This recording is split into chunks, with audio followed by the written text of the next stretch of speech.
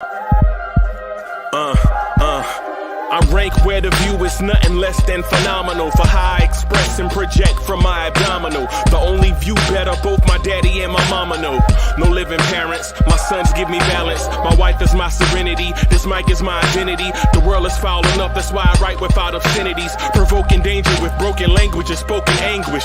Begging to get hurt, why would you ask to go through changes? Yes, Lord, life's a chessboard, master the angles.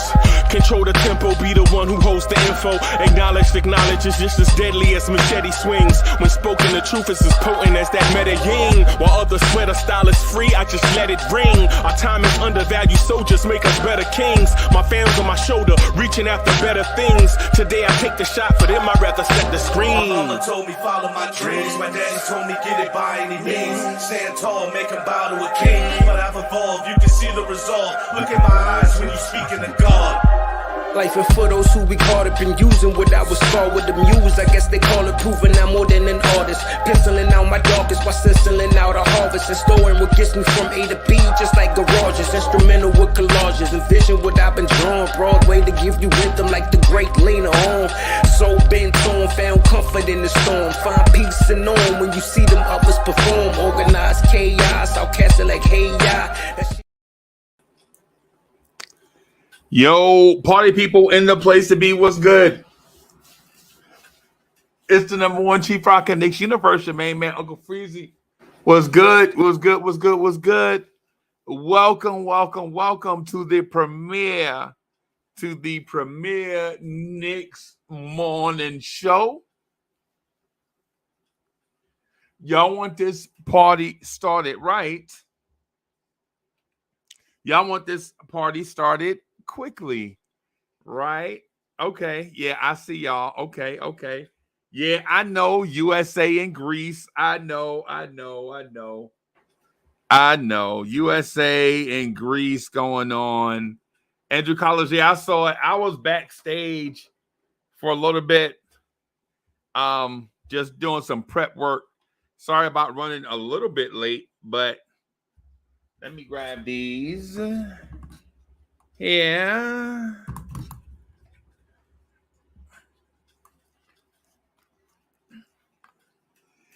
And let's get to rocking and rolling. Good morning, everybody. Good morning, everybody. So yeah, I'm keeping track of USA and Greece. Yeah, I see it is 50-37 at the half.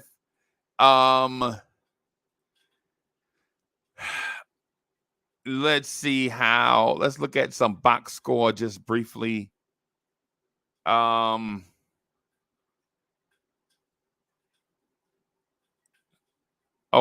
so the half has just restarted. The former Phoenix Suns draft pick has 15 points, and the new USA is out here with balanced scoring. Jalen Brunson, 3 for 3, 2 rebounds, 2 assists, 1 turnover. Jaren Jackson, 7. Anthony Edwards, 7. Miles Bridges, 7. Brandon Ingram, 3. Josh Hart with 4 points. Reeves with 6 points. Paolo with 6 points. Tyrese Halliburton with 5 points. USA gets a 3. That 3-pointer is by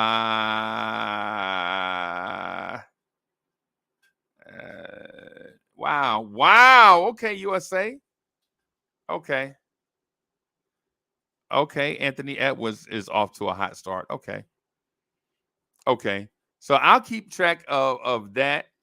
I'll keep track of some of that, man. But while we do that, man, I got a little show thing I wanna put together and talk about. So I want to talk about a few things with y'all, man. So yeah, man. So shout out to my people. Andrew College is in the house. Okay.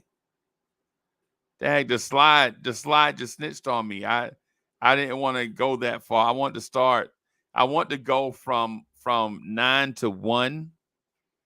I wanted to go from 9 to 1, but the slide done told on me, so it gave away number 1. I gave away number 1 by accident, but okay. Okay. So I'm gonna this morning. Let me shout out my people again. Keith Turner's in the building. Andrew Collier is in the building. What's good? The son of the legend, Kerry Cox, is in the building. Salute.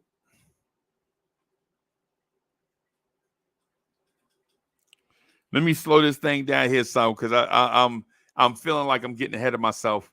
Maybe because I had an inconsistent schedule here. So I'm just gonna slow it down just a little bit, and then that way we can rock and roll, right? For one, good morning. 2, I'm excited to see NBA basketball during the summertime. It's weird, but I'm excited to see it.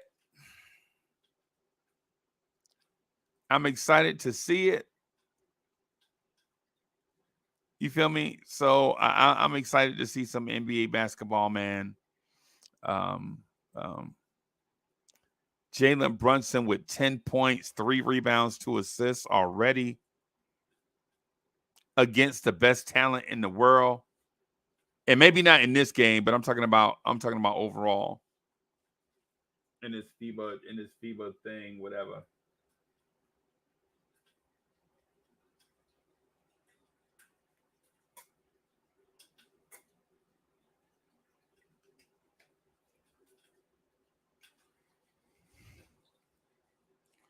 So I'm gonna rank the Knicks' top 9 players.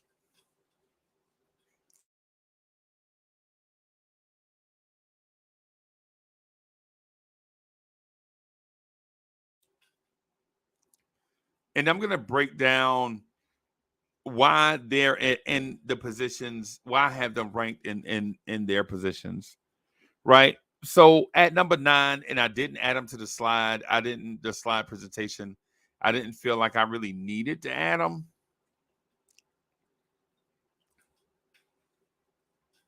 Is Isaiah Hartenstein. I think Isaiah Hartenstein is probably the Knicks' 9th best player. Right. And I'm going to say Hartenstein is the Knicks' 9th best player. Not that he's a bad player, but in terms of overall talent, I think he, at this point in his career, he's a backup big, a rotational big. So he's a rotational big. He's not better than Mitch. He's not better than Randall. He doesn't offer you position flexibility where you can start him at any other position other than the backup 5. Also, he doesn't offer you lineup flexibility where you can do multiple things with him.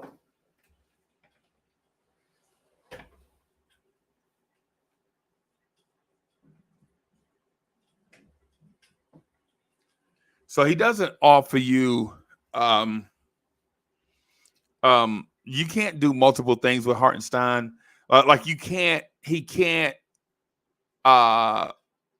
doesn't offer you offensive flexibility. He doesn't dribble. He can't ISO another center. He's not a decent 3-point shooter, even though I admire at least him trying.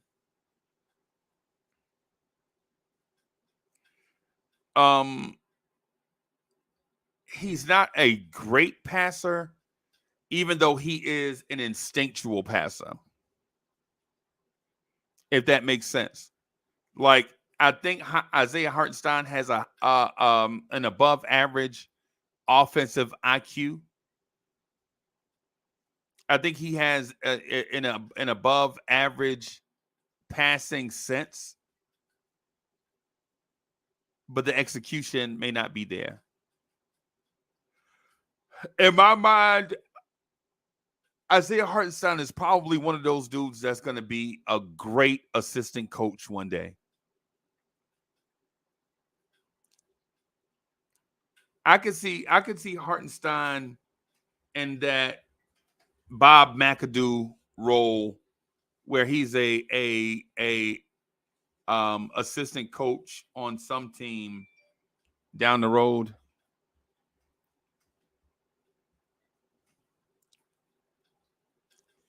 I can see Hartenstein being an assistant coach somewhere. I could see Hartenstein being in the league for a very long time. I could see Hartenstein 10 years from now still being in the league. Ironically, centers don't generally last that long. You have to be an elite level at something. And, in order to hang around, in order to be a 13, 14 years center in this league, you got to be elite at something. And I think his superpower is probably basketball, IQ, and skill. And for that reason, I think he's the 9th best Knick on the roster, and the third big in our 3 big rotation. And it's important for you guys to understand that the Knicks are not going to sign a power forward to replace Obi Toppin. Or they're not going to look for a power forward to replace Obi Toppin.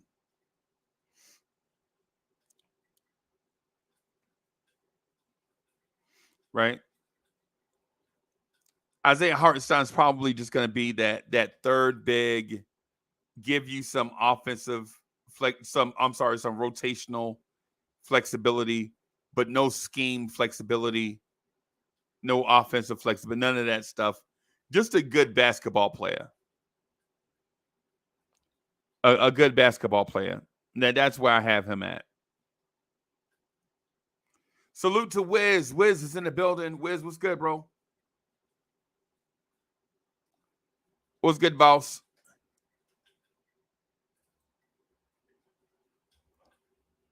USA up 57-40 on Greece.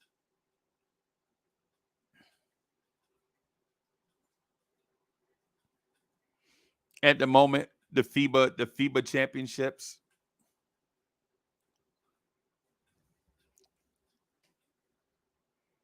My 8th best player on this team, and this is no slight to him,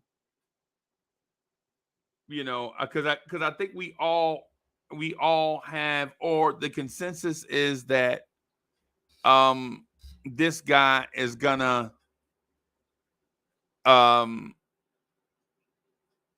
be key for us. A young player in that guard rotation.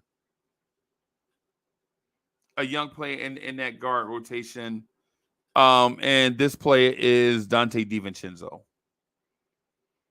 I think Dante DiVincenzo is going to be a standout for us.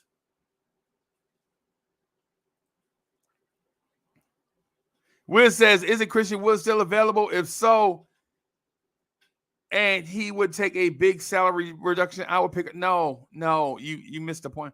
The Knicks are not playing for big men, bro. They're not. It don't matter if Shaq was available. Even if Shaq were available, the Knicks would still only play 3 rotational players. 3 rotational bigs. If Shaq were available, they would sign Shaq and cut Hartenstein. The Knicks are not doing 4 bigs. They sent the message last year. That's why the team got better when Obi got reduced minutes. It wasn't a slight on Obi. It was just that the team plays better with 3 bigs instead of 4.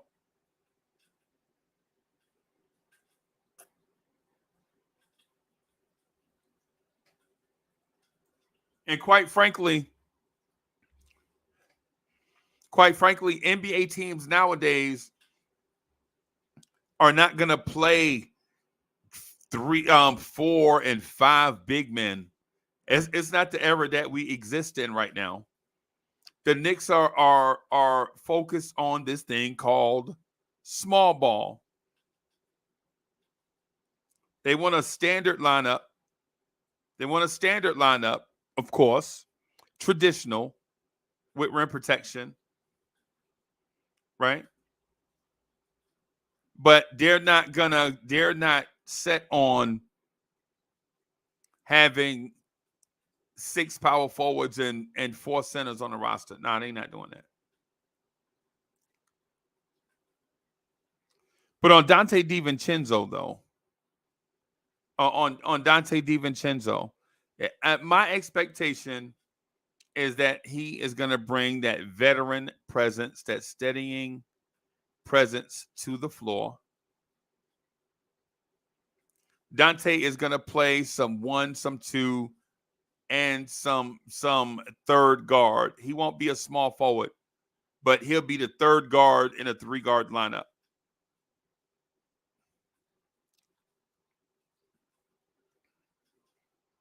And what I expect from Dante DiVincenzo, I expect Dante DiVincenzo to be our best perimeter defender by far. I expect him to add athleticism to the backcourt. I expect him to add some type of 3-point shooting, whether it is at average or above average. I don't expect him to be 40% from 3. But it may occur. It may happen. If everyone stays relatively healthy, and I mean relatively healthy, I don't mean that guys are going to go out and play 82 games. But I'm saying if all 5 guards play about 70 games, I think you could see Dante DiVincenzo having a major impact on the Knicks' win-loss record during the regular season, and a very major impact, a high-level impact on the Knicks in the playoffs. Just some food for thought. Just put that in the file cabinet that Dante DiVincenzo is here for the playoff run and not the regular season. Just some food for thought. Right? Just some food for thought. He's here for that, not here for well, he's here for it, but his impact will be more significant come playoff time. Just gonna check in on Greece and USA again. Okay, so we must be at a timeout.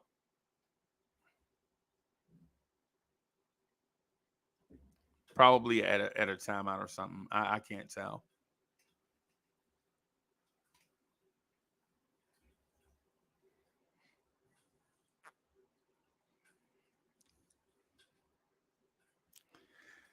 And so here is where I'm gonna rock the boat a little bit.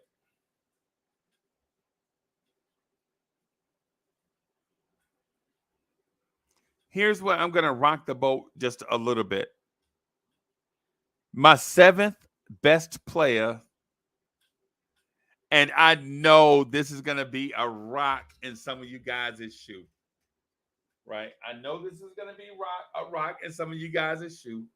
Right? I know this. I know this is gonna be a rock in some of you guys' shoe, right? Just relax. Relax. I'm not saying that he's a bad player. Okay. I'm not saying that he's a bad player. All I'm saying is that he is the Knicks' 7th best player. Right?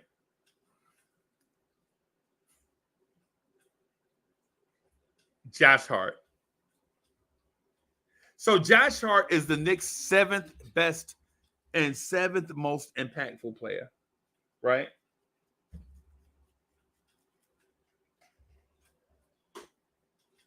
Josh Hart is the Knicks' seventh best and seventh most impactful player.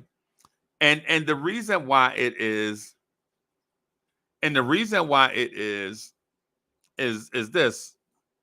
Shout out to Bodega Wi-Fi. Bodega Wi-Fi is in the building. Yeah, hey Bodega. Yeah, I know about Hartenstein. I read her search. Hartenstein. He also used to play point guard when he was younger.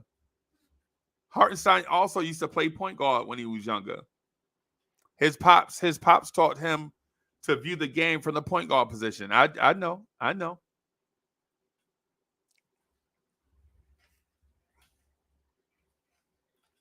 At 7, I have Josh Hart, not because Josh Hart can't beat out say RJ Barrett or can't beat out Quentin Grimes. It's just the way that the roster is stacked right now. The way that the roster is set up. Josh Hart won't be able to impact the Knicks at a higher level, anything above 7. He's definitely more impactful than DiVincenzo and Hartenstein. But he won't be more impactful than the 6 guys ahead of him. And I think you guys can imagine who the 6 guys ahead of him are. Right? Josh Hart is going to give you energy off the bench. Right? He's going to give you occasionally, scoring at times when you remind him that he should score. Right? He's going to give you effort on defense, but he's not the best backcourt defender on this team. And I was looking for statistics all summer to try to justify Josh Hart being a defender, but he's not. He's just an energy guy. And you know, the sooner we come to grips with that, the better off we'll be. Josh Hart is an energy guy. So he may not be great at one thing, but he gives great energy and effort at everything. He's definitely that guy. So no disrespect to Josh Hart. We're just summarizing what guys are going to be for the Knicks this season. I think his leadership is going to be invaluable. I think Josh Hart's leadership is going to be invaluable for over the next few seasons, and we're gonna come to value that in 20 years when we look back on Josh Hart. All we're gonna say things about Josh Hart like, yeah, he was a leader, he was an energy guy. So I can't see us anything more than that though. And DSJ, I know this is going to sound disrespectful, right? But when we look back on Josh Hart in about 10 or 20 years, we're going to say he's a jumbo-sized Charlie Ward. We're going to say when we look back at Josh Hart, we're going to say Josh Hart was a jumbo-sized, extra large, a double XL Charlie Ward. Right? Energy guy, great leadership, dependable, smart, and no disrespect to Charlie Ward either. No disrespect to Charlie Ward either, because Charlie Ward is one of my favorite Knicks. Charlie Ward, as a matter of fact, Charlie Ward is one of my favorite athletes of all time. The mere fact that he played for the Knicks was a plus for me.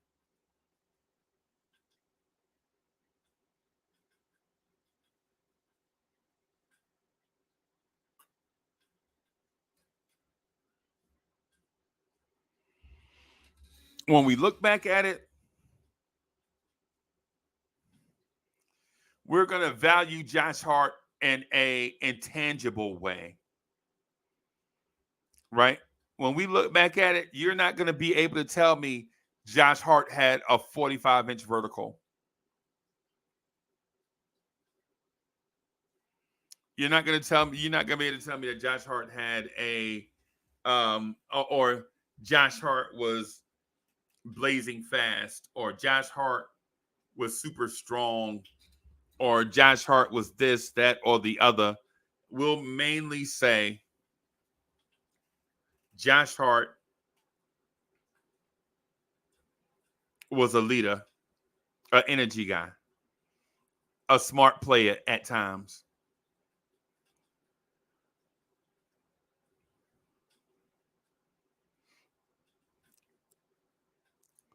So I have at number 6, Dripmore is in the building. What's good, Dripmore?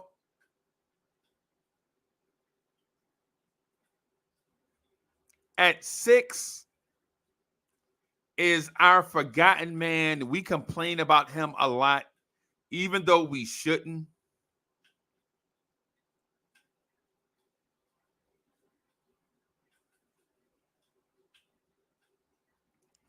At 6 is our forgotten man, Mitchell Robinson. Mitchell Robinson does so many things for us that sometimes I think we expect more out of him.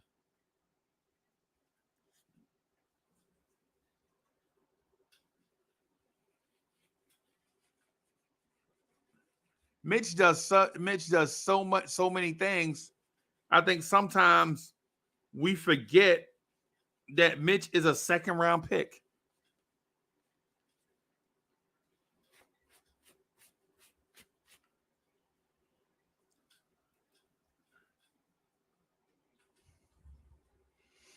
I think sometimes we need so much help all over the court that we forget that Mitchell Robinson was a second round pick that has been starting for the Knicks for years. And when I say that to people in general, the first thing they try to throw in my face is that Willis Reed. Willis Reed, man, he was, or they'll say, well, Jokic was a second round pick. Okay, right. They'll say stuff like Draymond Green was a second round pick. Okay, he was, right. Sherwin is in the building. Anthony D is in the building.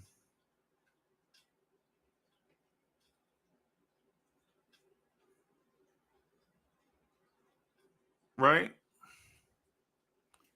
But the thing is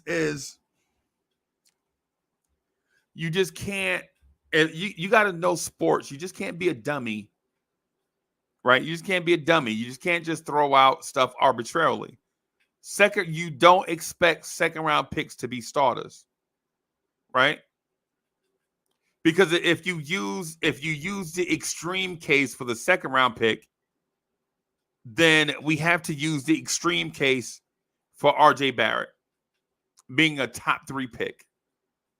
RJ Barrett was picked. If Mitchell Robinson can be compared to Jokic because he was picked in the second round, RJ Barrett was taken with the same pick as Michael Jordan.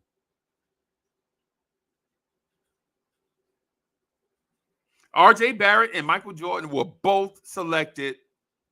RJ Barrett and Michael Jordan were both selected with the number 3 pick.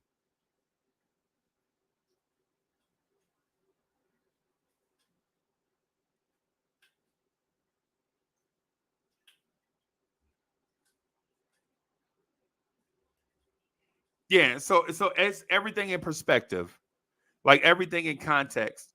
We drafted Mitch in the second round, no expectations, in a draft where all the expectations were on Kevin Knox. Kevin Knox didn't pan out. Mitchell Robinson's a starter. At least we got a starter out of that draft. That should be our reasonable line of thinking. We went into the draft and got a starter. That if we think reasonably, if we start thinking or start at that line of thinking, then I think we can understand why Mitch is so valuable to us, because of what we used to acquire him was nothing. It's the same value that we placed on Clee Anthony Early and Andy Routens, Landry Fields, Josh Harrelson, Iggy Brezdakis, Jericho Sims. That same value there, but we got an NBA starter. Jay Boogie is in the building. Jay Boogie was good. Salute to the hip hop legend and all around good guy, Jay Boogie.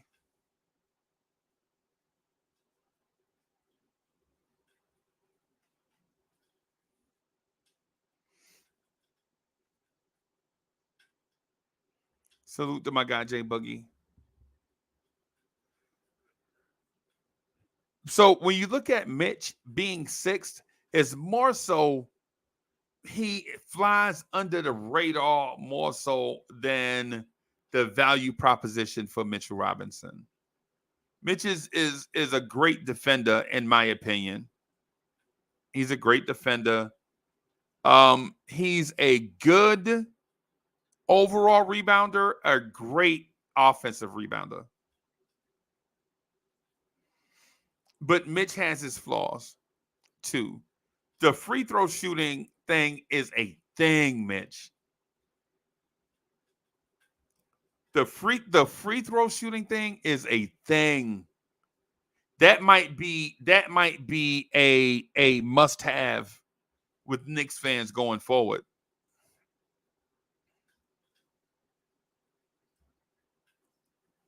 That might be a must have with Knicks fans.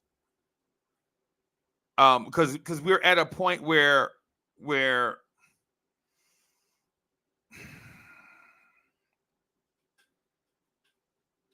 you have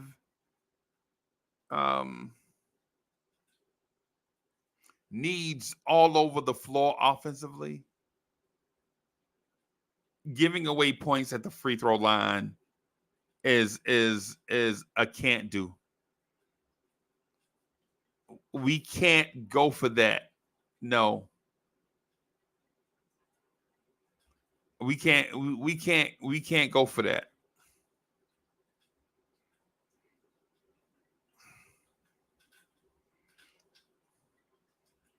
And I'm not saying that we have to throw Mitch away, but at some point though, when you're going into your sixth NBA season,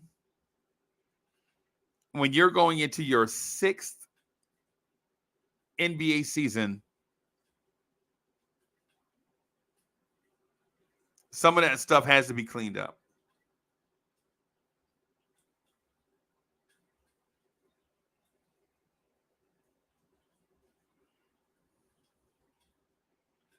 Hey, and Bodega, I'm with you, brother, on that one. During the playoff run, man, and listen, he knew those free throws were monumental, and he hit them. But during the course of a regular season, though, see, the Knicks aren't the darling anymore. The Knicks aren't going to sneak up on anybody anymore. Right? The people expect the Knicks to be good now. So you're going to get the other team's best fight every night. And when teams expect you to be, when the NBA expects you to be good, there won't be nights off where, and I'm talking about regular season. And just merely regular season. You know, when you get into those contests with those teams that people believe are better than us, like Boston, Philly, Milwaukee, Atlanta, Cleveland, Miami, you know, all the teams that that people say are better than us. The Bostons, Phillies, Clevelands, Atlantas, Chicago's, all those teams that people say are better than us, we're gonna need Mitch to hit his free throws.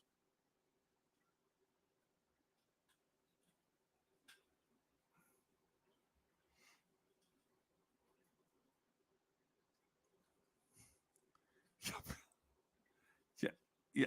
Okay.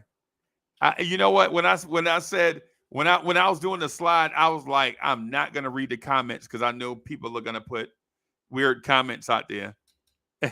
And Kerry and listen, Kerry Cox is my man, right? Kerry Cox is my man. But are we really? This is what we doing? Wilt and Shaq couldn't hit free throws.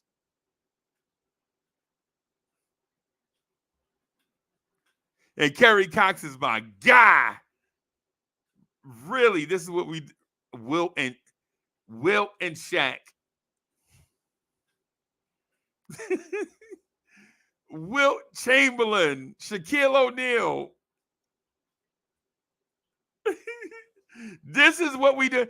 Yo, this is why, yo. Really, this is what we did. Bill Russell shot 50. Okay.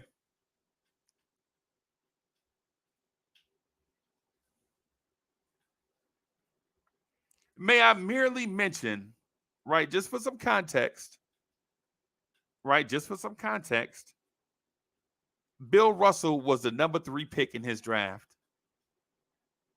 Just for some context, Bill Russell was the number 3 pick in his draft, right? Right? Just for some context, Wilt and Shaq both got drafted. See, we shouldn't even have to do this. We shouldn't even have to do this. Right? We shouldn't even have to do this, right?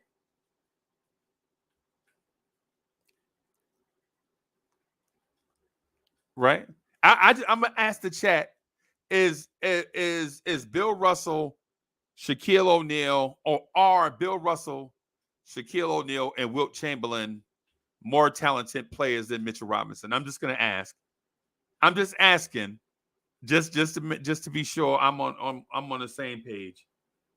Because I view Mitchell Robinson as a second round pick with upside that is not a complete NBA player. And for that reason, he was a second round pick.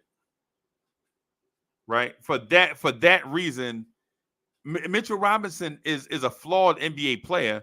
That's the reason why he was a second round pick. But since we gonna go there, since we going there, are Bill Russell, Wilt Chamberlain, and Shaquille O'Neal better players, more talented players than Mitchell Robinson? I'm just asking. Because Mitch at one point looked like an exceptional athlete.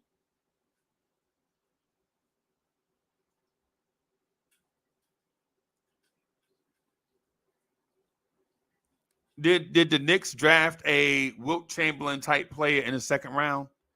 I'm asking. I'm just asking.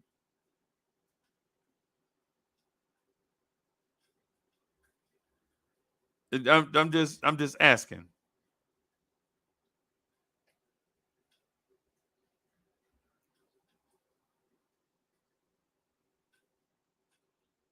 Because if it's to the contrary, we shouldn't ever mention Mitch in the same category as Wilt Chamberlain, Bill Russell, and Shaquille O'Neal. All I'm asking is that Mitchell Robinson hit free throws. That's all I'm asking is for Mitch to hit free throws. I'm not asking him to be Shaq or Wilt or Bill Russell. I'm asking him to hit free throws. And I think that's reasonable. Is that not reasonable? Like, even if Mitch does everything he did last year, except maybe shoots 64% from the free throw line, I think that's a win for Mitch. If Mitch does everything that he normally does and shoots 63, 64, dare I say 65% from the free throw line, I think that's a win. Bryce was good.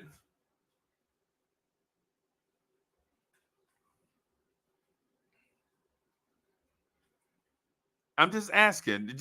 I don't want to compare Mitch to other players, man, and do all of that because that's not what this is about. Because I don't want to diminish what Mitch does. I already started this by saying he's overlooked and underrated, right? When I first started, I think Mitch is overlooked because of other guys get more criticism than Mitch or more praise than Mitch more often.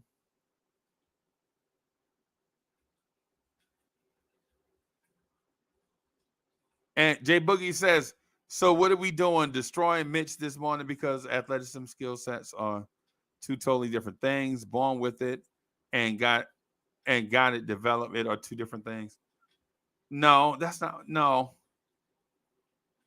I don't even know what's going on. I got to get my people listening and paying attention. I got to get my people listening and paying attention because I started the whole thing with Mitch on, or maybe we just touchy, or maybe we just super sensitive, super touchy for no reason. Like maybe we over the top new generation sensitive. Because I just started the thing with Mitch is very overlooked and underrated, and that Mitch needs to shoot free throws. And that Mitch is, and Billy Goat is with me. Thank you. Thank you. Thank you. Somebody on my side. But yeah. We talking about value.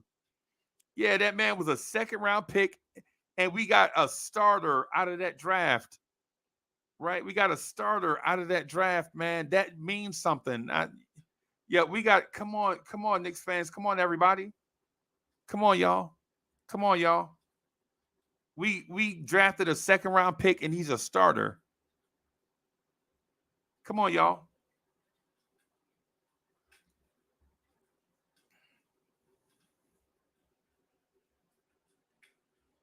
Yeah, man. Yeah.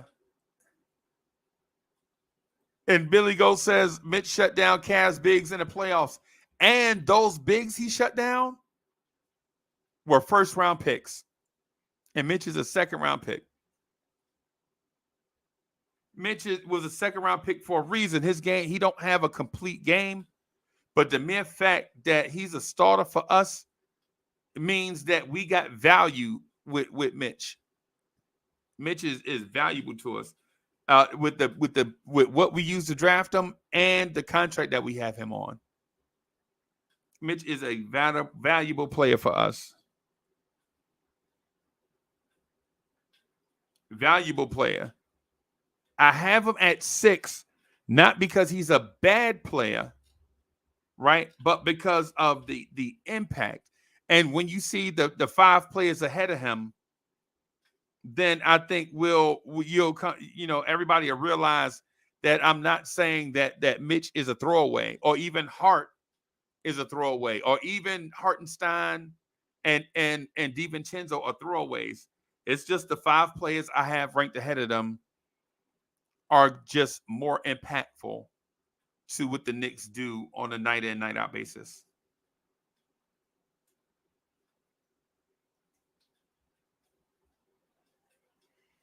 And Bodega says every player on this team should seek to improve.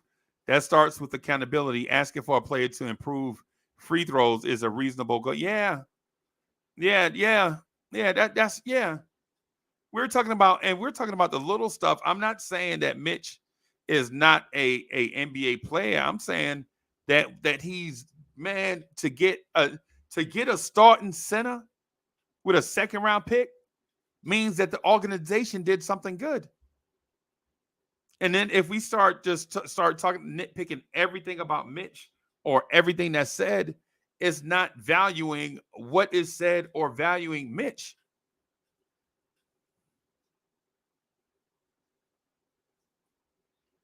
Let's value Mitch, man. A second round pick that's been a starter. Because listen, I can dig up the dead bodies of dudes that played center for the Knicks and they were first round picks. Right? I can fill up the chat with second round with dudes that played for the Knicks like Jason Smith, Lou Amundson, right? Ever since Mitch got here, we stopped that rotation of random dudes that played center. Like the dude out of Kentucky. What's the dude out the center out of Nazi Muhammad? The Nazi Muhammads of the world, right? The Kevin Seraphins of the world, right? But since Mitch got here, you didn't see that weird rotation. When Mitch is here, when Mitch is playing, you don't. Now that Mitch has been here, you didn't see that weird rotation of journeyman 1 year players at center, or the Enes Cantors of the world. Enes Kanter was an excellent offensive player. Defensively, he was no bueno.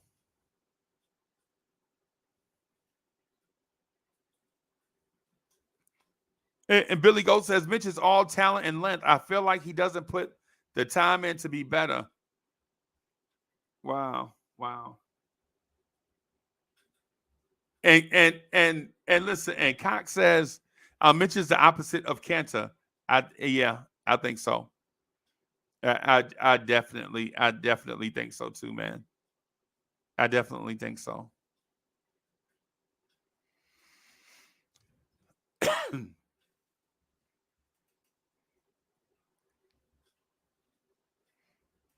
and not to and I'm not slighting Mitchell Robinson.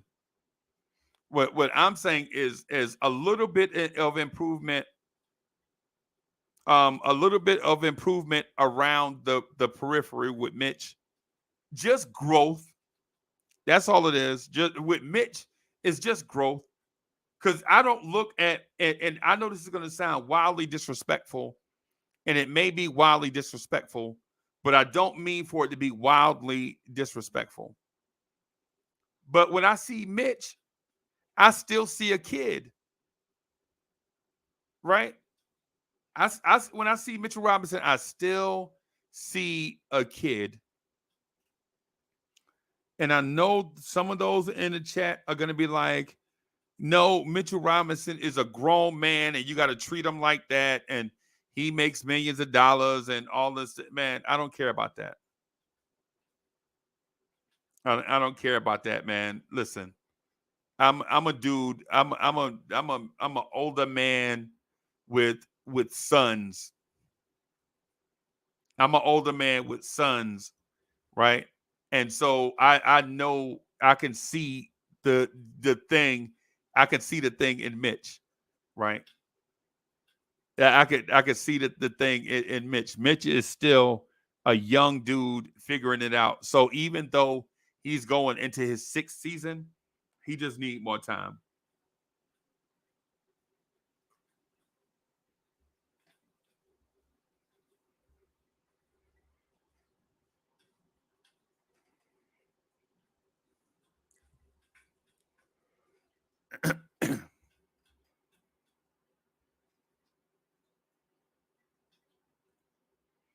So Kerry Cox says, is Mitch a top 10 center in the league? Name 9 better. I don't know. I don't know. Top 10 at what? Top 10 defensively? Mitch is, if you're talking about defensively, he probably top 5 defensively. If you're talking about offensively, he probably top 50, maybe offensively. But if you're talking about defensively, if you talk about offensive rebounding, he might be the best.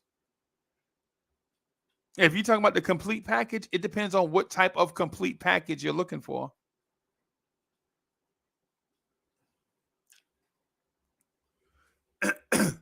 Yeah, so like with the rankings, and not to dodge the question or anything like that, but if we're talking about where Mitch is, in terms of ranking him, it depends on what you're looking for, right? If you're looking for an all-around center, sure, I would still take Karl Anthony Towns over Mitch. I would definitely take DeAndre Ayton over Mitch, right? But if you notice what I just said to you, is I would take two dudes that were the number one pick over Mitch, if that makes sense. I would take DeAndre Ayton over Mitch, and DeAndre Ayton was the number one pick in Mitch's draft. Every NBA team passed on Mitch at least once in that draft, or had the opportunity to pass on Mitch at least once in that draft. I would definitely take Karl Anthony Towns and DeAndre Ayton over Mitch, but they were the number one picks in their draft, right? If that makes sense to anybody, right? Do I like Mitch? I don't want to turn this into a thing where it seems like I dislike Mitch, because I don't. All I'm saying is, on this team, he's the sixth most impactful player. He's the sixth most impactful player.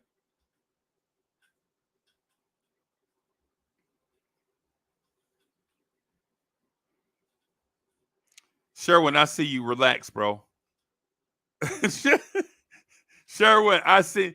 Sherwin, back away from the coffee, bro.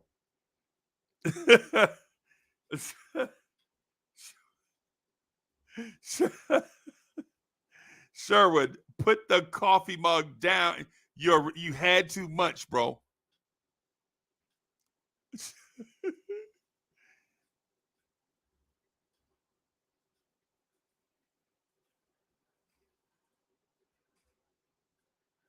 Sherwin, back away from the coffee. My man said he would not take. Come on, bro. Stop it. Stop it, bro. Let's not do that.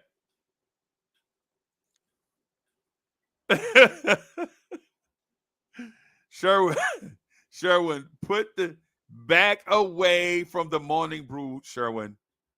Relax, bro. Relax, man. Take a deep breath, man. My guy said he wouldn't take Karl Anthony Towns over Mitch. Man, calm down. Calm down. Relax. Relax, bro.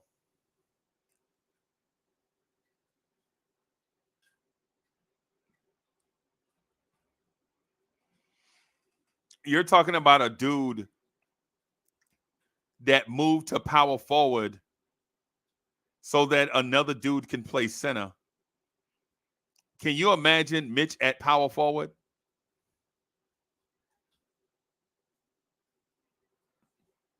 I'm just saying. I'm just asking, can you imagine Mitch at power forward?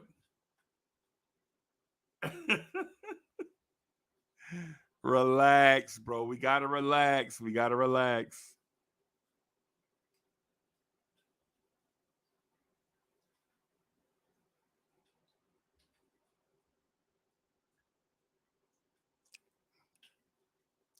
And so Ivory says, shout out to Enos Canna. I lost his job for speaking out about injustices to innocent people. We need more Enos's in this crazy world. Yeah, man. Yeah, man. So Ivory, we have a channel. We have a channel that we do that, bro. So we have a channel where we have those type of conversations. But that's neither here nor there. Oh boy. Kerry Cox. Oh boy. Kerry Cox says, I'm no cat fan either. Yeah, y'all gotta relax, bro. Yeah, y'all gotta relax. Cause I hope this Karl Anthony Towns conversation is not about is not about what I think y'all are trying to tell me. Because if y'all are trying to tell me a certain thing, and this team has three guys doing the same thing as Cat, y'all are hypocrites. I'm just saying. And I'm talking to my guys, right? I'm talking to my guys, right? I'm not trying to slight my people. These are my people I'm talking to. They know I'm friends with them. I'm friends with these people that I'm critiquing. That their point, I'm critiquing their point this morning. I'm not critiquing the person. So if you're watching this for the first time and you see me having a disagreement with Cox or Sherwin, those are my people right there. I disagree with their points this morning, not them as people. Those are my guys. You know what I'm saying? Those are my people right there. I honestly can't wait to see them pop up in the chat every day. You know what I'm saying? These are my people. I shout them out every time I see them. But y'all talking about y'all won't take Cat, y'all bugging. Y'all have y'all are all I'm gonna say is lucid is what I'm thinking right now. Y'all wouldn't take Karl Anthony Towns over Mitch. That I don't know, bro. Um DSJ is DSJ in the chat. DSJ, I'm lost in emotion right now. DSJ.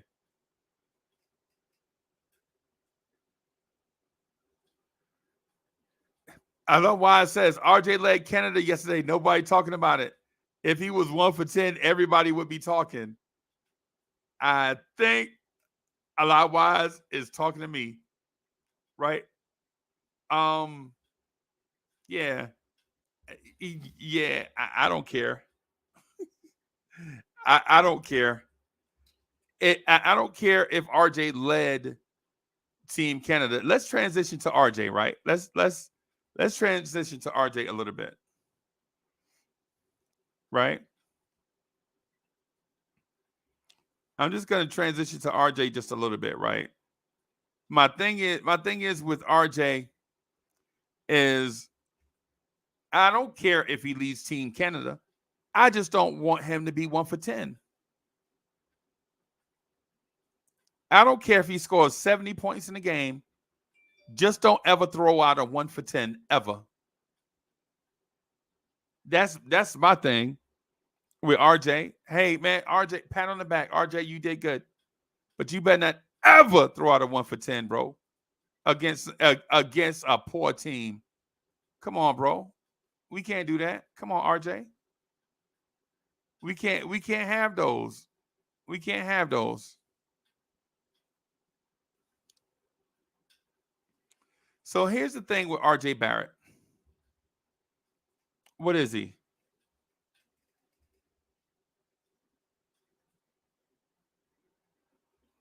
What is RJ Barrett?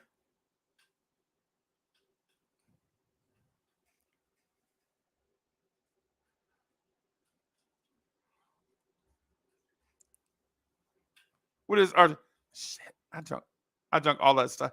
Hold on, y'all. I'll be right back. Man, I drunk all that stuff this morning, man, to go with breakfast. Y'all be patient with me, man. Hold on.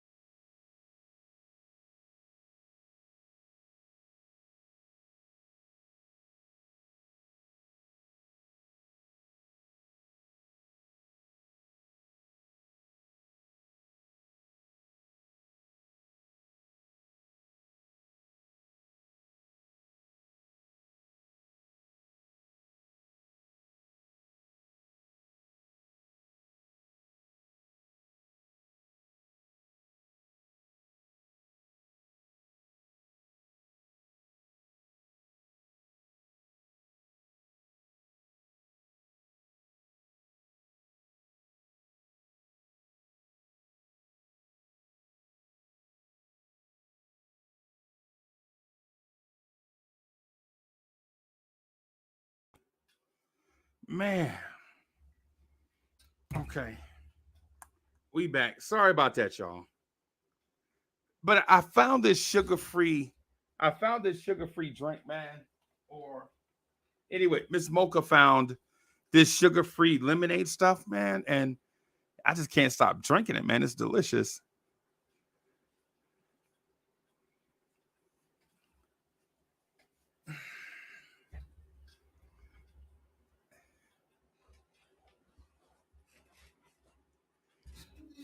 Yeah, man. So RJ, what is RJ Barrett to y'all? When I was doing the research for RJ, looking through numbers last night and all that stuff, I was trying to figure out what RJ Barrett is, right? And so I came up with this thing. King Ribby says supposedly superstars is what RJ is. I don't know. So I tried to describe him, and all I can think about is a slashing, glue, playmaking scorer. Right? Trying to figure out what RJ is. Right? Because conventional wisdom tells us that 6'6" shooting guards are a certain type of thing. Like 6'6" shooting guards. So a 6'6" shooting guard, when I think of a 6'6" shooting guard that's drafted number 3 overall, I think of somebody in the mode of a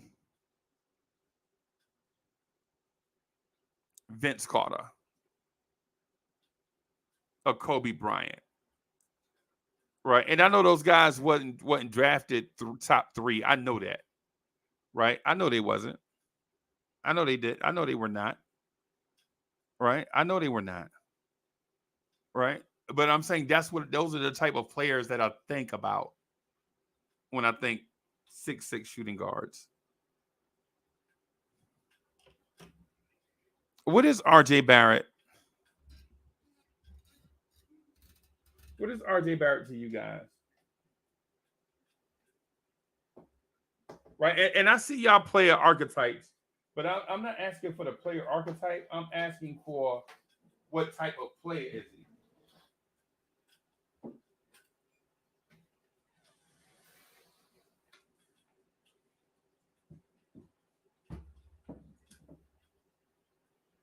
Is RJ Barrett a Devin George? Y'all remember Devin George? Oh boy, Gerard B trying to start. Gerard B must have had a great weekend because he coming in here starting trouble.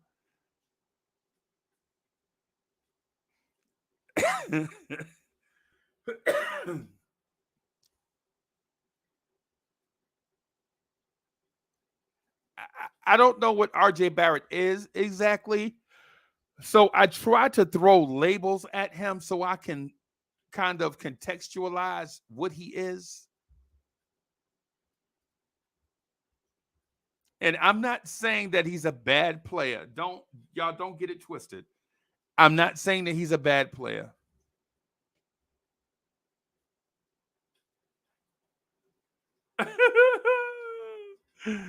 Quiet money. What? Wait a minute. Who said that? Who said RJ is mellow?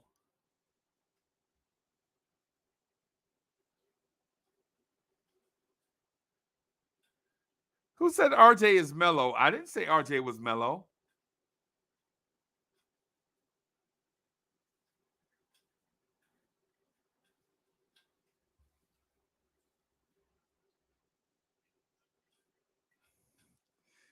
Alawan says the way RJ played yesterday is how we want him.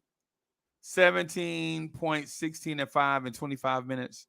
Even in his 1 for 10 game, he was plus 24. If you ask me, he's still figuring. Okay. That's reasonable. That's the type of okay. That is okay. That set the conversation right there. That sets the conversation right there, right? That set the conversation. Okay. What Allah Wise just said.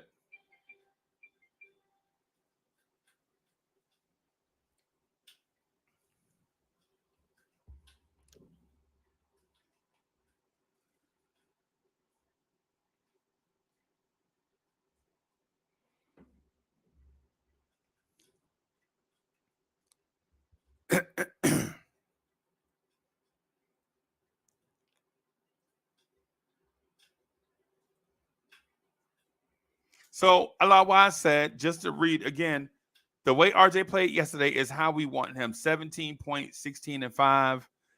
Even if it's in his 1 for 10 game, he was plus 24.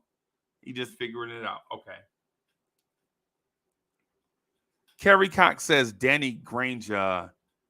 I don't think so. In Danny Granger prime, he might have been like Mello-esque. Danny Granger's prime, he might have been, yeah. He might have been Mello-esque.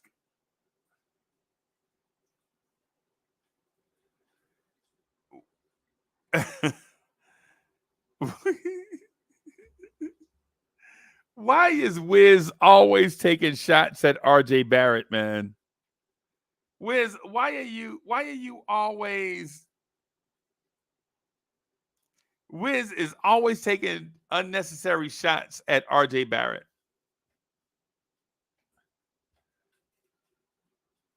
Wiz is always taking those Ric Flair chops to RJ for no reason. Every time we talk RJ, all I see is Wiz coming through like, woo, woo, all on RJ, man.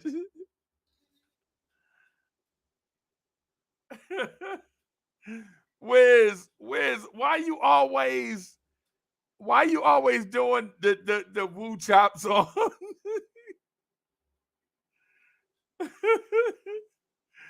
and yo, Alawa says, now you see who I was talking about. Yeah, now I see. And he always taking these shots at RJ for no reason, bro. He talking about Lebanon is no powerhouse. Wiz, relax, bro. Wiz, step away from the coffee, bro.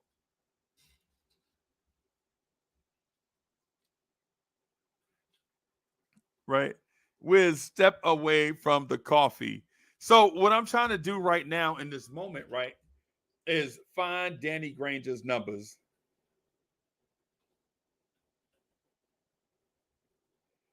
Right. Danny Granger, man. Wow.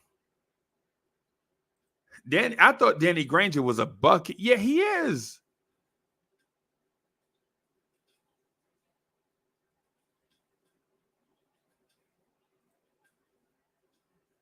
Danny Granger.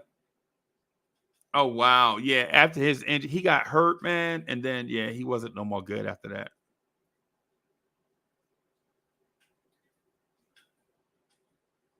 Yeah, Danny Granger had a stretch of about 3 years where he averaged like 23 a game, and then he got hurt. Danny Granger stayed hurt, though. Looking at this thing, Danny Granger stayed hurt, man. He played 82 games one time.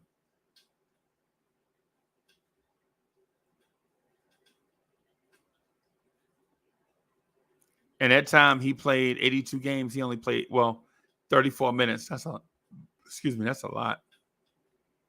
That's a lot. CWC says RJ Barrett going to rise up next year. I believe RJ Barrett playing the 2 in Canada. That's something to think about, Tibbs. Yeah, RJ Barrett is not in Tibbs' system, RJ can't be a 2.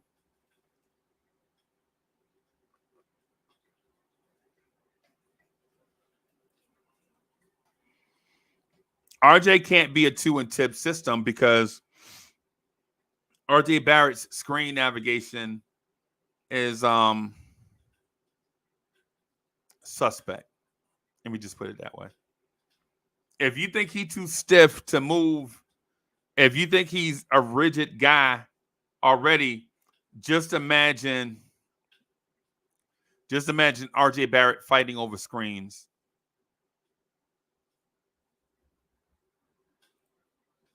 Wiz is being mad passive aggressive. Can y'all feel the passive aggressiveness with Wiz? Wiz is like, I like RJ, but I'm just keeping it real. Until he's consistent against reputable players, I can't co-sign for him. Yeah, Wiz, I'm with you, Wiz. I'm with you. Wiz, this is mad passive aggressive, though. Oh, or am I being hard on Wiz this morning? Chat, am I being hard on Wiz this morning?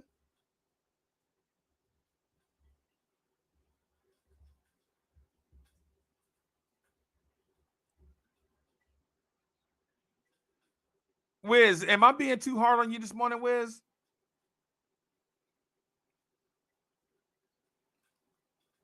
It's just the statement here. I'm not gonna lie to you, bro. I'm not gonna lie to you. This does read to me on a Monday morning.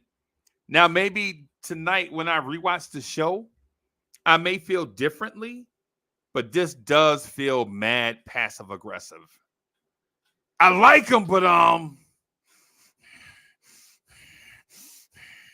flare of nostrils, everybody. I like him, but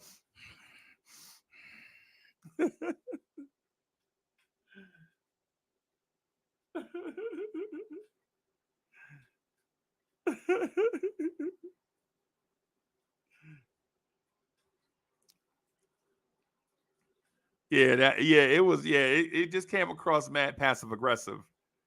When I read this comment, I could see Wiz right now with his teeth clenched up. Like, I like him, but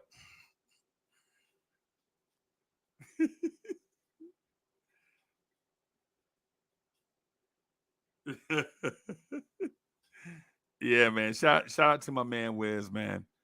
I'm gonna move on from RJ just a little bit, just for the sake of time. And plus, I wanted to throw the link in the chat, but I just wanted to get this. I just wanted to get this out of the way first before I threw the link in the chat. So I'm gonna move on to number 4.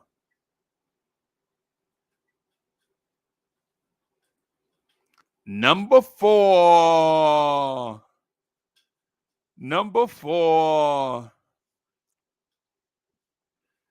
Quentin Grimes. I think Quentin Grimes is the 4th most impactful Knick on the roster.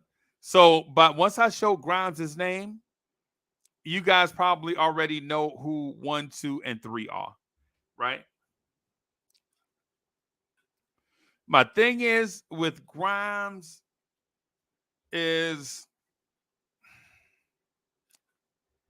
there are some mysteries. There are some mysteries here with Grimes.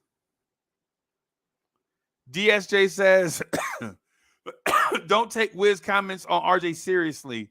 Wiz is still upset with RJ for choosing Staffordon's playlist over his. Wow. Really, Wiz?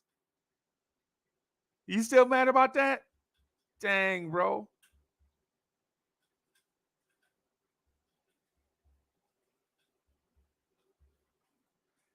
Sherman says Grimes will average 15 points a game this season. All right. How?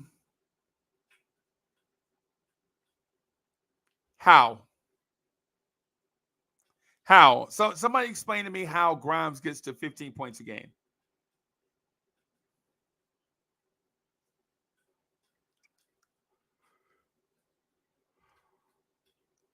How Grimes get to 15 points a game? Hey, coach. So in order from 9 to 6 are Hartenstein at 9, Dante DiVincenzo at 8, Josh Hart at 7, Mitchell Robinson at 6.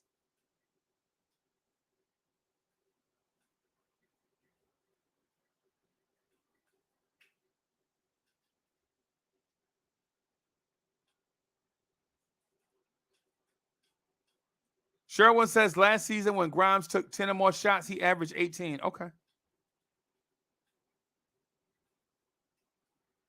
Okay.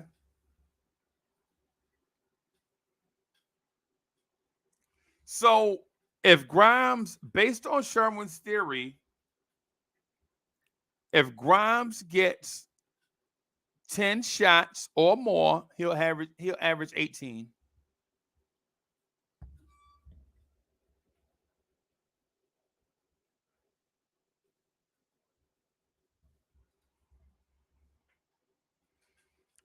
So last season, Sherwin, Grimes took 8.5 shots and he averaged 11.3. So based on what Sherwin says, with 1.5 more shots, Grimes will average 7 more points.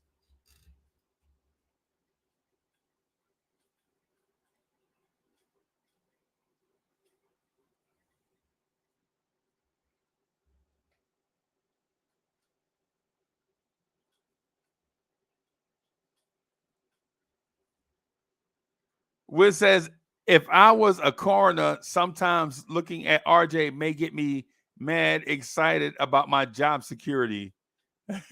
Rigor Morris may have begun. Wiz is hating on RJ Barrett this morning.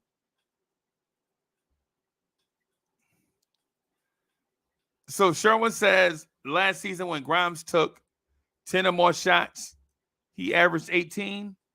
He averaged 8.5 shots last year. So with 1.5 plus more shots, his scoring average will go up 7 points. Okay. Okay. Julian Blum is in the building. DSJ says Grimes took 10 or more shots. Must have been the games when Jalen Brunson and Julius Randle wasn't playing. Yeah. May have been.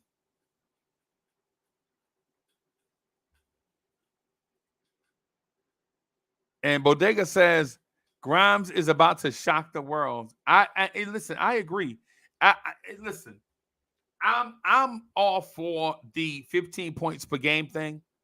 I think that's reasonable.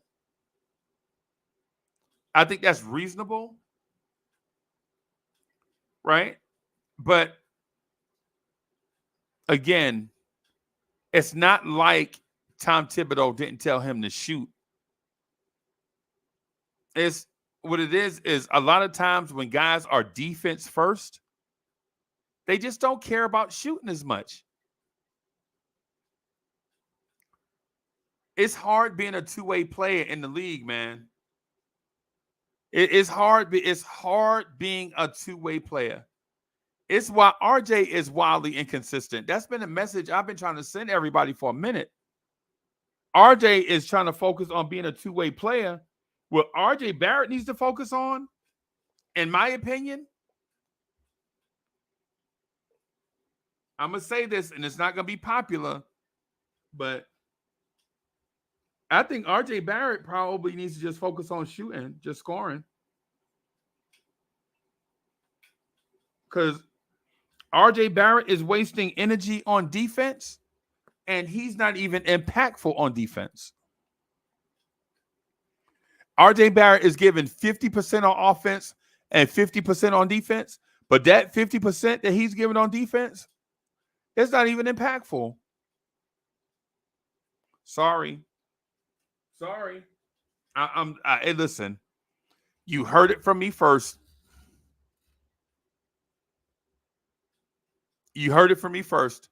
RJ Barrett is not a defender.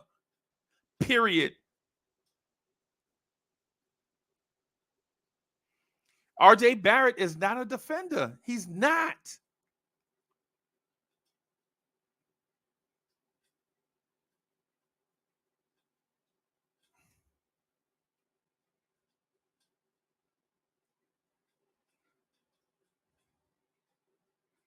He's not. And Sherwin says, and it's to summarize, Sherwin says most of his shots were threes. I know. But what I'm saying to you, big dog, is we were at games and we saw him pass up shots. It's not that they're isoing him out. They're not freezing him out of the offense. He just won't shoot.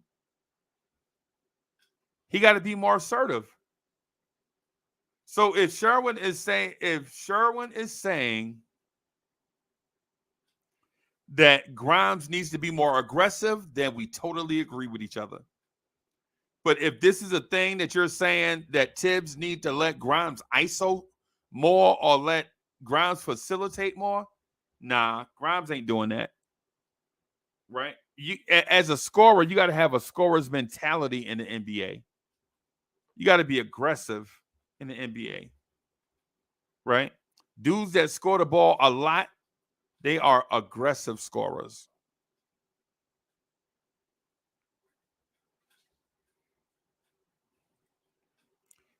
And Sherman says he can get whatever shot. Yeah. When he's aggressive. Right. Yeah. No, I agree with you. I agree with you, bro. Yo, we were in. I keep wanting to say Memphis. I don't know why I keep wanting to say Memphis. It may have been Orlando, right? But we saw Grimes pass up 10 shots in a blowout. Charlotte is where we were. Charlotte. We saw Grimes pass up 10 shots in a blowout. Y'all had nothing to do with Tibbs, bro. That's all Grimes. And I'm not knocking Grimes. I'm not disrespecting Grimes. I'm saying because y'all already know. I heard it through the grapevine that Grimes hates my guts anyway. So I mean, I could just call him a ham sandwich all show, and it wouldn't matter. But the thing with Grimes, man. The thing with Grimes is his impact has to be more than just scoring also. I think the scoring thing is for y'all. Right? The scoring thing is for y'all. But if Quentin Grimes this season if Grimes this season was if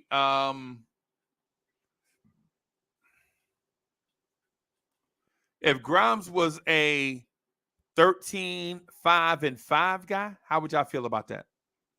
How would y'all feel about Grimes with 5 assists a game and elite defense? If Grimes was a 5 assist guy and had elite defense, because right now he's not an elite defender. The numbers dictate that. We look on every website that we look on. Grimes is an above average, a slightly above average defender right now with defensive upside. He'll get better. He just got to learn the league. Remember, this cat played like less than 100 games, right? We don't want to call him Gary Payton, and he ain't even played 100 games yet, right?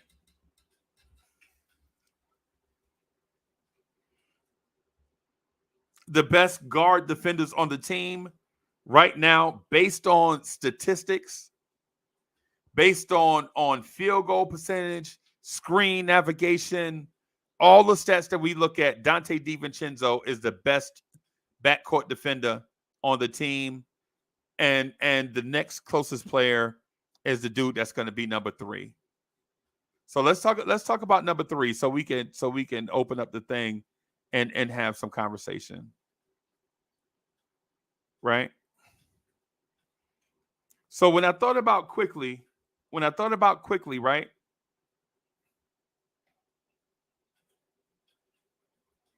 When I thought about quickly, I thought, honestly, what is he? What is Emmanuel Quickly? And if we're honest with ourselves, if we're just being honest with each other, Emmanuel Quickly's best asset is defense. If we're being honest, if we're being totally honest with each other, Emmanuel Quickly is a defensive is a defensive guard with offensive upside, right? And if we're being honest with each other again,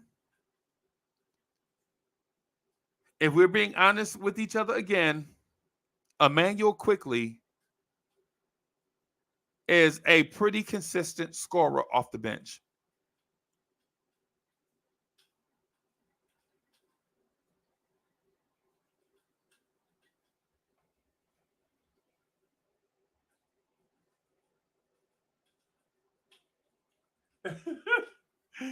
I don't know why Sherwood says, can you please put this on blast? Key Turner, Grimes is just too super soft for me. Why was it? He's still our guy. I mean, he's our guy. I'm not going to call him. Did he have some moments? Yes.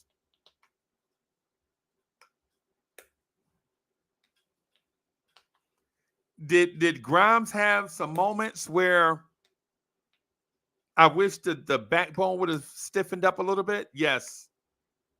But it's the summertime, bro. I ain't get ready. I'm not dragging dead bodies for the rest of his career. You know what I'm saying? When Scotty Barnes chumped him in January, and he chumped Grimes too. He chumped Grimes, but that was January, bro. It's August. Relax. We got to relax, bro. That was, them dudes probably texting each other. You know what I'm saying?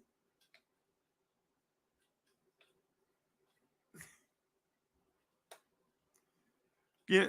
Did Grimes have a super soft moment in the Cleveland series where he had the tears in his eyes after he got the busted lip?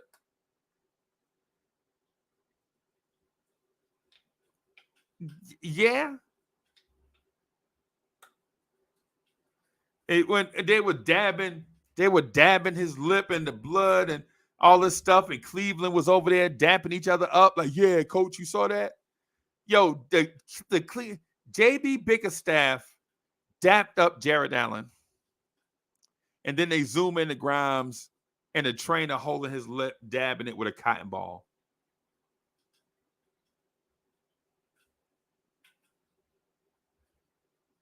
Yeah. Things happen, bro. Things happen. And I can't keep talking about Grimes because the word on the street is that Quentin Grimes hates Uncle Freezy.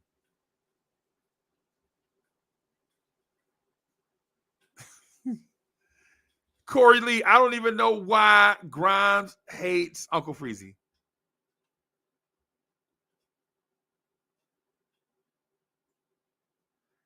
It is what it is, man. Grimes, if you hate Uncle Freezy, so what? I still feel like he's gonna be. I still think he's gonna have a Paul George or Kawhi Leonard like type impact soon on this team.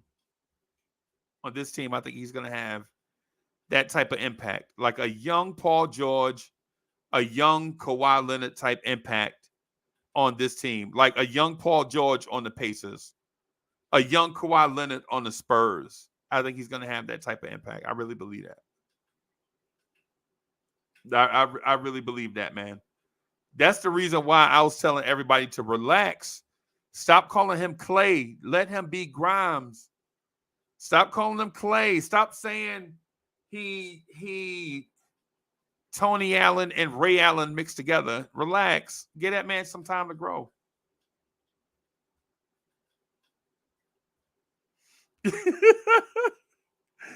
Bodega's like, yo, the fans probably yelling ham sandwich.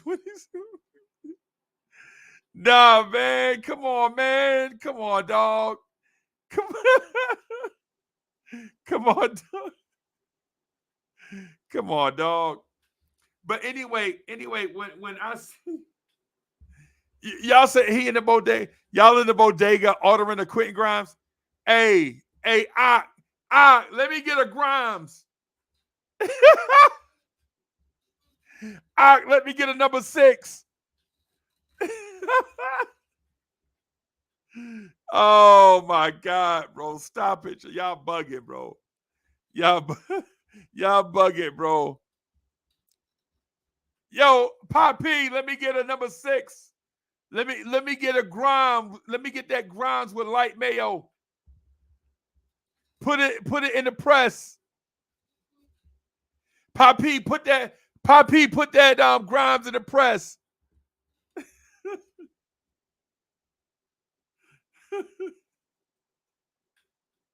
Yo, y'all bugging. Y'all made me do it though, bro.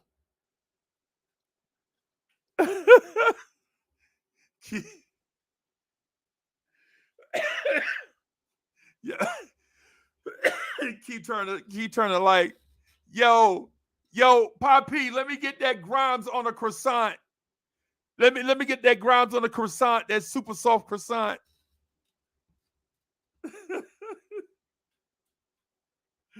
Yo, y'all wildin', bro. Come on, man. Y'all wildin'. Come on, Lee. Not Lee. No. Not Lee too. Come on, man. This ain't right, man. This is not right, bro. Not Lee too, man. Come on, man.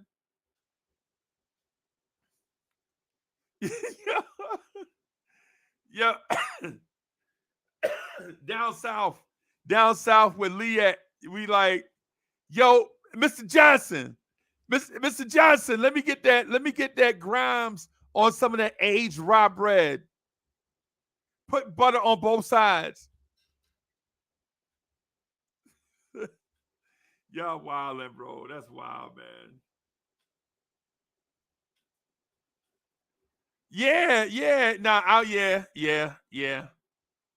Hey, Bodega, tell him who my guy was, though. Bodega, you remember who my guy was? You want me tell him? You want me tell him who my guy was? I'll tell everybody. Yeah. That was my guy. That's who I wanted. Trey Murphy III. Trey Murphy III. I'm like, yo, why you ain't just trade 19 and 21 to get Trey Murphy? Yeah, I was begging the Knicks on national TV to get Trey Murphy. I was like, yo, I'm telling you, he gonna be a player, man. He gonna be a player. And then, it didn't work out.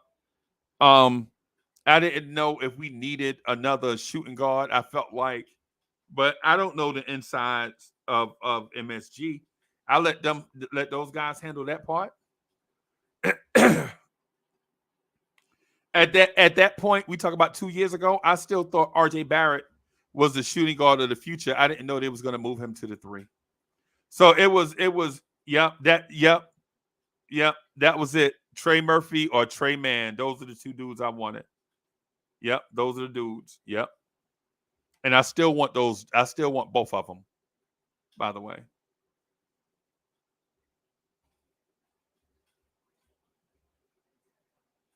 Right.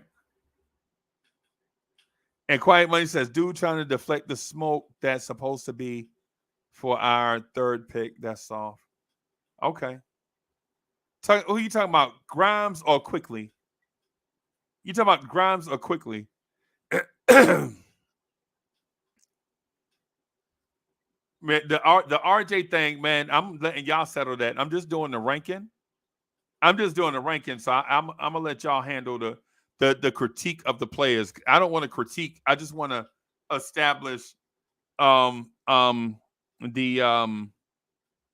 order of importance. And I think Emmanuel quickly is a defender first, a defensive spark plug first, and then an offensive spark plug second. Right? That's just my opinion on it. And JB says, Trey Man is an egg salad sandwich. Yeah. The only thing though is the dude that's starting in front of him is all NBA first team. The dude starting in front of Trey Man is all NBA first team. That's the only thing about that, man. I mean, I would be with you on it, on this one. my only thing is when the best guard in the NBA plays your position, says the NBA. I think Brunson is the best guard in the NBA.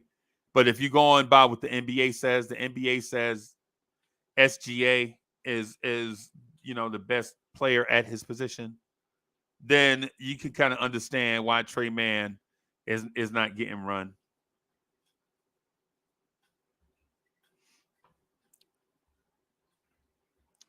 I'm gonna move this along just a little bit because we know what quickly is.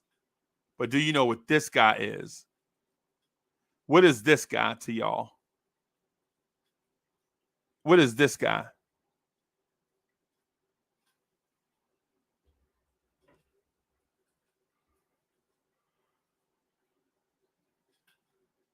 What is that guy to everybody?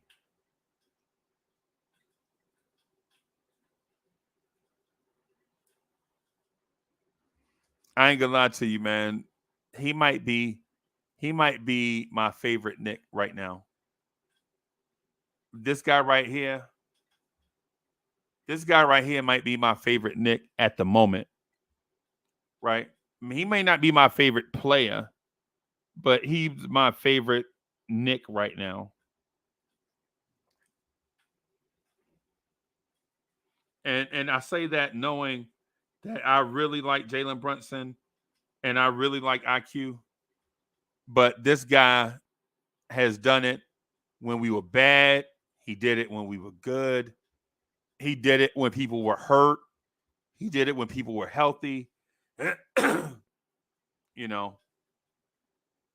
So I'm gonna just leave that one alone and then speak about this one. What do y'all think about this guy? What do y'all think about this guy? Who is this guy to y'all? I'm gonna throw the link in the chat too, by the way. I'm gonna throw the link in the chat so Wiz can come up and be passive aggressive.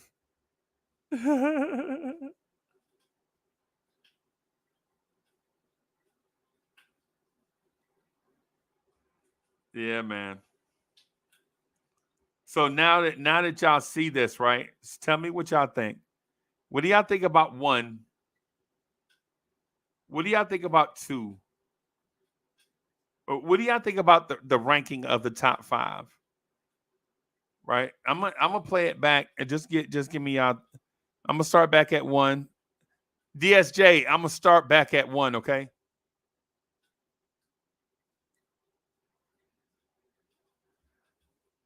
What do y'all think about Jalen Brunson, man? How do y'all feel about Jalen Brunson? How do y'all feel about Julius Randle?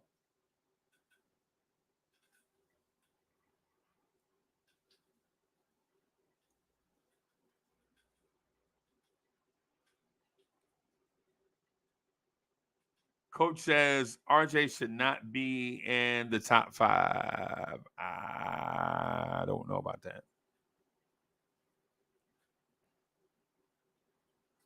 Randle, I'm not gonna lie to you, man. If Julius Randle puts up 2 more seasons of 25 and 10, we got to start having the Carmelo Anthony conversation.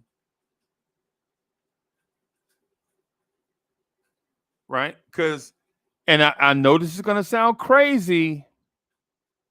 I know this is going to sound crazy. But in terms of law, Lore, I think Julius Randle has eclipsed Bernard King. I think Julius Randle has eclipsed Bob McAdoo. I think Julius Randle has eclipsed Michael Ray Richardson. I think Julius Randle has eclipsed Stephon Marbury. Julius Randle is a better Knick than Stephon Marbury. Yes, I said it.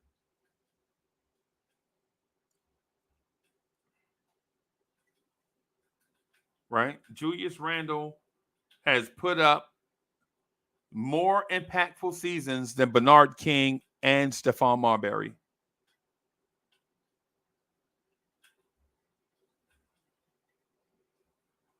Yep. And y'all know, and I love Marbury, man. I love Starberry, bro. I love Starberry. Y'all know how y'all know how I feel about Coney Island. Yeah, y'all already know. I shouldn't have to tell you.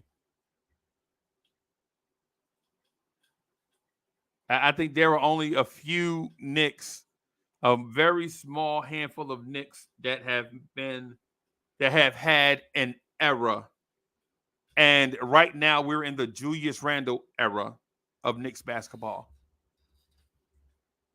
And not that he can't share an era, right? It's just before Randle, there was no era, right? Like for instance,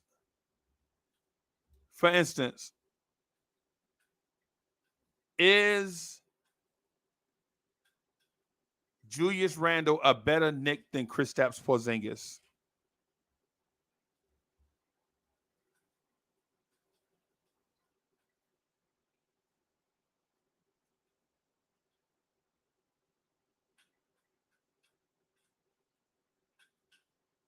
Is Julius Randle a better Knick than Kristaps Porzingis?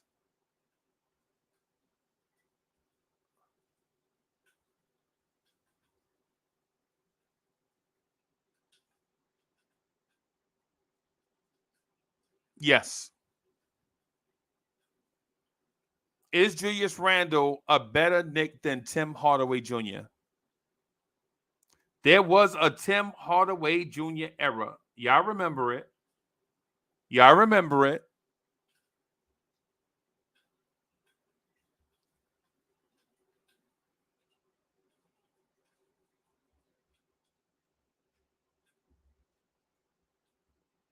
Y'all remember it. And listen, and some and listen, if you disagree, I get it. Some of y'all are like 9 years old, so y'all don't remember. So y'all don't remember what it was like before Randall got here. Y'all don't remember when Noah Vonleh thought he was Kevin Love. And Noah Vonleh thought he was Kevin Love, man. Noah Vonleh would get the rebound and throw an outlet straight to the other team point guard and then get dunked on. Y'all don't remember what power forward looked like before Julius Randle? Do I have to remind y'all? Do I have to remind everybody? Do I have to remind y'all of the Michael Beasleys, of the Quincy Aces, of the Kyle Quinns, the Noah Vonlehs, the Derek Williams? I have to remind y'all of that? Coach, I got to remind y'all of that, Coach. Coach, come on, man. Throw some tomatoes at me for Derek Williams. Somebody please stop. Listen, don't get tired. I need y'all energy up, man. Throw some more tomatoes so I can laugh later on. Y'all got to throw some more tomatoes so I can laugh later on when I look at the comments. Y'all think Derek Williams was better than Julius Randle? Because I need to take some screenshots. Carlo in the building was good.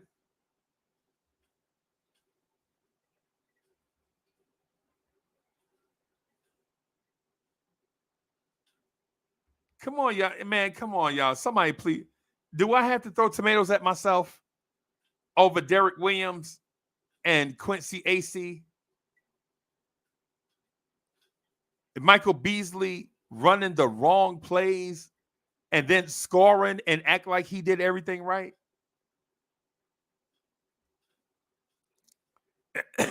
Come on, man. I mean, come on, y'all. Yeah, that's what somebody, please, thank you. C-Mac says Derek Williams was the GOAT. Come on, y'all. Y'all got to throw some more tomatoes, man. Why we out here acting like Randall is Henry Ellenson? Y'all don't remember y'all was chanting MVP for Henry Ellenson in the Garden?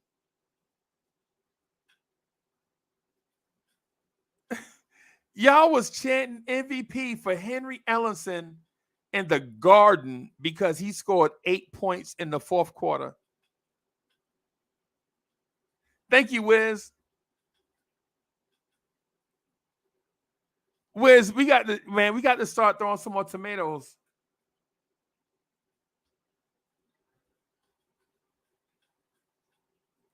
And King Ruby says, is he better than Melo? No, nobody said that though. Nobody said that. Nobody said that. No, nobody said that. Nobody said that Julius Randle is better than Melo. I said if Randle has 2 more 25 and 10 seasons, then we got to have that conversation. But nobody said that right now. No, we're not saying that.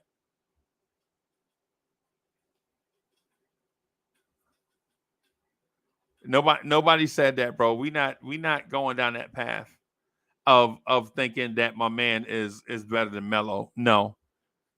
But if Randle has 2 more All-Star, All MVP seasons, we got to we got to at least have a conversation.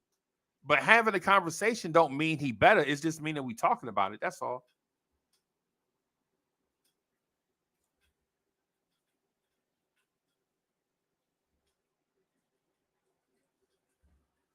And keep, oh boy, Keith Turner stay trying to make enemies, man. Turner, why you always be trying to make enemies, man? Turner, come on, bro. Turner out here like, yo, I'm just gonna say something to make everybody mad. Turner out here trolling. He says Melo wasn't no killer in the playoffs either. I understand. But some things, man, we just let some things rest, bro.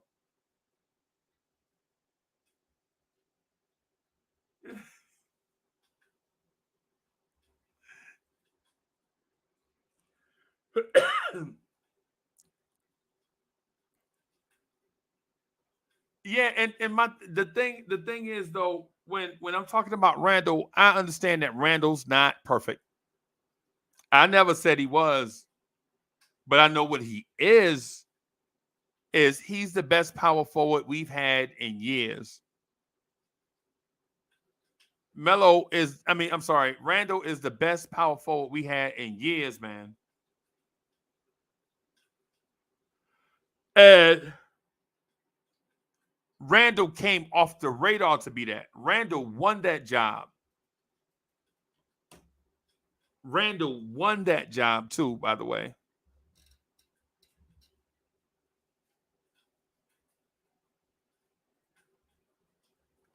King Ruby says Beasley would destroy Randall.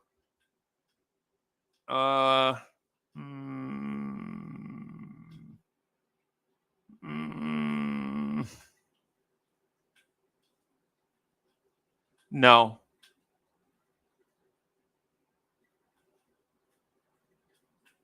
No, Beasley would. Ironically, Derek Williams, Michael Beasley, and Julius Randle all have one thing in common. Do y'all know what Derek Williams, and Randle have in common? I'll give you a hint. Is how they signed their name.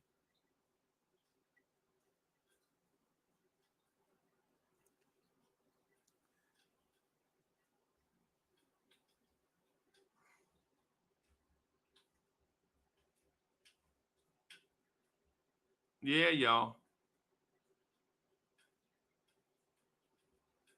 Yeah, y'all. Randall, Bizarro Mello, and Derek Williams all have one thing in common. And it's how they signed their name. And for that reason, I don't think Michael Beasley would eat Randall, because there's no element of surprise there. There's no, oh my God, oh my God, he left-handed. This is awkward. Nah, it ain't that. It's not that, man. It's so Michael Beasley's advantage would be stalemated by Randall. But I think Randall is still, though. I think Randall is by far a better NBA player than Michael Beasley, and the NBA agrees also. Michael Beasley is not a two-time All-Star, two-time All-NBA, most improved player, franchise player for the Knicks. Michael Beasley got the same shot that Julius Randle got, and he didn't do nothing with it. Derek Williams got the same opportunity that Randle got. Yo, come here, and you can be the best player, one of the best players on this team. And he didn't.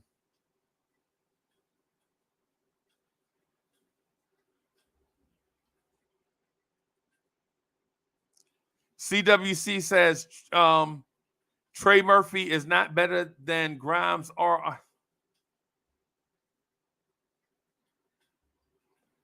CWC, man. Hey, man, CWC needs some coffee.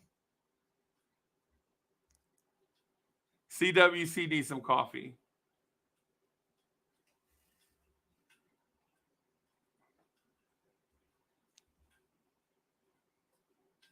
All right, y'all. So I'm going to get back to the studying thing. I'm going to try to do the Knicks at Night podcast tonight around 10:30-ish, somewhere in that neighborhood.